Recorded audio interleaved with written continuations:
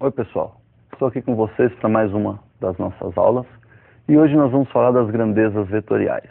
Nós temos na física dois conjuntos de grandezas, as escalares, que se caracterizam com valor numérico acompanhado de uma unidade, e as grandezas vetoriais, que se caracterizam com seu valor numérico, a sua unidade e ainda com uma direção e sentido.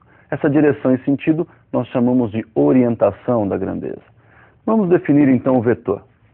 O vetor é um segmento de reta, representando aí então esse segmento uma direção, e que nós vamos orientar. Essa orientação aí sobre a direção nós chamamos de sentido. Então percebam que nós temos aí uma reta horizontal orientada da esquerda para a direita. Esse vetor nós vamos chamar de V, e para que uma grandeza fique sendo caracterizada como grandeza vetorial, nós vamos representá-la com o seu nome, no caso chamei de V, com uma setinha em cima. Essa seta representa então que a grandeza requer direção e sentido. Esse vetor também pode ser representado pelo segmento AB, orientado de A para B. Então posso chamá-lo de AB, uma seta em cima dizendo que ele está orientado de A para B. Ou ainda pode ser chamado de vetor B menos A, onde B representa a extremidade do vetor, essa ponta da seta, e A é a origem desse vetor. Para representar o módulo, nós temos duas formas. Ou eu utilizo as barras de módulo, ou eu simplesmente elimino essa seta que vai em cima da grandeza. Então, o vetor V dentro da barra deve ser mantida a seta em cima, ou, se não quisermos colocar as barras de módulo, nós temos que eliminar a seta de cima. Percebam que esse nosso vetor tem 4 unidades. Então, o módulo ou a intensidade desse vetor é de 4 unidades. Bom, nós podemos fazer com esses vetores todas as operações que a gente faz com as grandezas escalares. Nós vamos ver algumas formas de somar vetores, nós vamos ver algumas formas de você subtrair vetores, nós vamos ver o que acontece quando você multiplica um vetor por uma grandeza escalar, tudo isso na sequência. Vamos começar com a soma de dois vetores. Regra do paralelogramo, então nós vamos somar os vetores A e B. O vetor A está inclinado de um ângulo θ em relação à horizontal, o vetor B é um vetor horizontal. E para então procedermos à regra do paralelogramo, nós vamos ligar o vetor A ao vetor B pelas origens. Então a origem de A ligada à origem de B. Vamos traçar uma paralela ao vetor A, cortando a extremidade do vetor B. E vamos traçar uma paralela ao vetor B, cortando a extremidade do vetor A. O cruzamento dessas duas paralelas nos dá a extremidade do vetor resultante, que tem a sua origem lá nas origens dos dois vetores, dos vetores A e B. Para calcular a intensidade ou o módulo desse vetor resultante, nós vamos utilizar a lei dos cossenos. Então, olha lá. Resultante elevado ao quadrado em módulo, igual módulo do vetor A elevado ao quadrado, mais o módulo do vetor B elevado ao quadrado, mais o dobro do módulo do vetor A, vezes o módulo do vetor B, multiplicado ainda pelo cosseno do ângulo que está sendo formado entre os dois vetores A e B. Se extrairmos a raiz quadrada dos dois lados, nós podemos então dizer que o módulo do vetor resultante é dado pela raiz quadrada do módulo do vetor A elevado ao quadrado, mais o módulo do vetor B elevado ao quadrado, mais duas vezes o módulo do vetor A, vezes o módulo do vetor B, vezes o cosseno de θ. Bom, perceberam que lá na lei dos cossenos nós temos o cosseno de um ângulo θ, que é o ângulo formado entre os vetores. Nós temos então aí alguns casos particulares, uma vez que esse ângulo θ varia de 0 a 360 graus. Vamos observar então esses casos. Bom, nos casos particulares nós temos um primeiro em que o ângulo entre os vetores é 0, consequentemente eles vão ter a mesma direção e o mesmo sentido.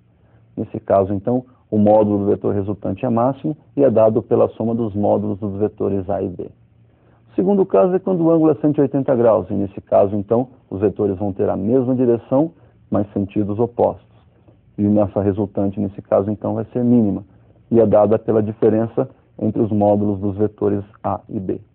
Quando o ângulo θ for 90 graus, nós temos aí então os vetores perpendiculares, e nesse caso nós vamos cair aí num teorema conhecido nosso, que é o teorema de Pitágoras, onde então o vetor resultante é a hipotenusa e os vetores A e B são os catetos desse triângulo.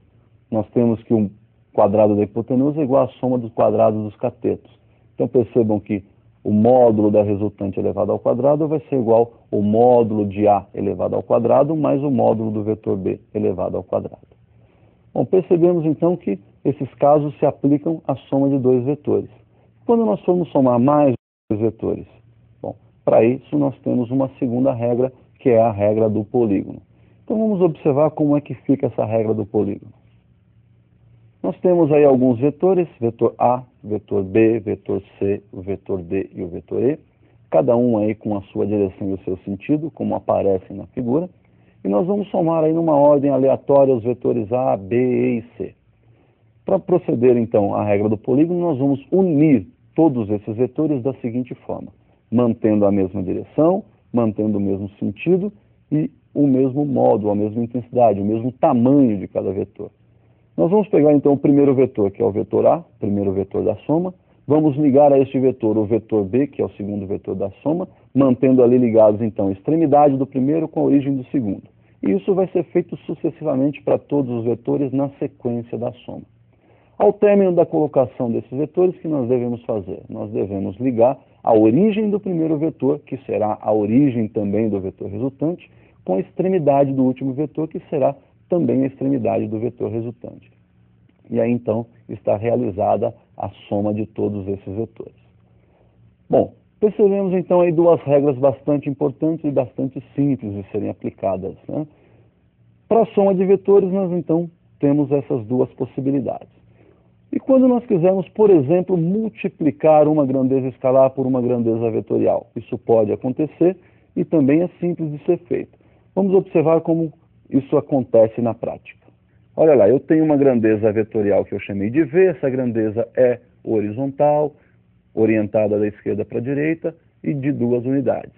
Se nós multiplicarmos esse vetor V por uma grandeza escalar, o resultado disso será também uma grandeza vetorial. Então, o produto de uma grandeza escalar por uma grandeza vetorial resulta em uma grandeza vetorial que nós vamos chamar aí de x.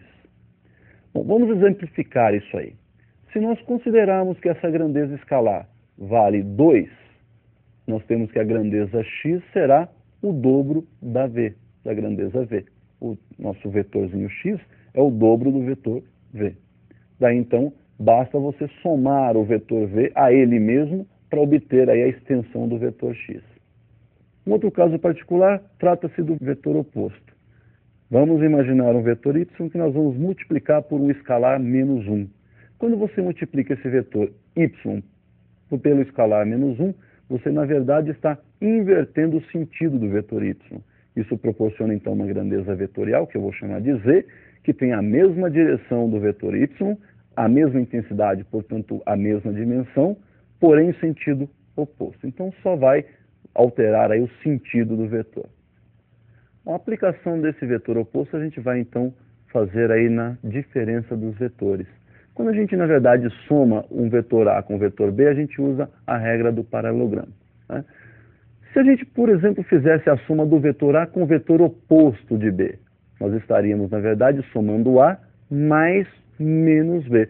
Vamos ver como é que fica isso na prática. Perceba a diferença de vetores.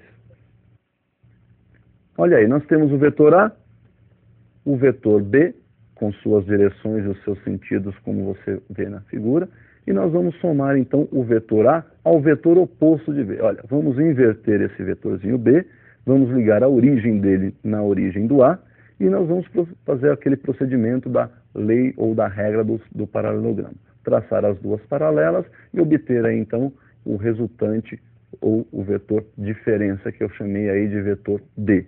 Então, percebam que o D, ou seja, o vetor D, vetor diferença, é o vetorzinho A menos o vetor B. Ou seja, é a soma do vetor A com o vetor oposto de B.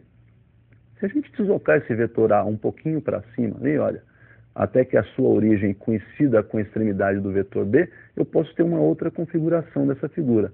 E para calcular esse vetor diferença, também devemos usar a lei dos cossenos, onde então o módulo do vetor diferença é dado pela raiz quadrada do módulo do vetor A elevado ao quadrado, mais o módulo do vetor B elevado ao quadrado, só que em vez de soma nós estamos fazendo a diferença, por isso o sinal negativo, menos o dobro do módulo do vetor A, vezes o módulo do vetor B, vezes o cosseno do ângulo entre os vetores nessa segunda configuração que você viu aí.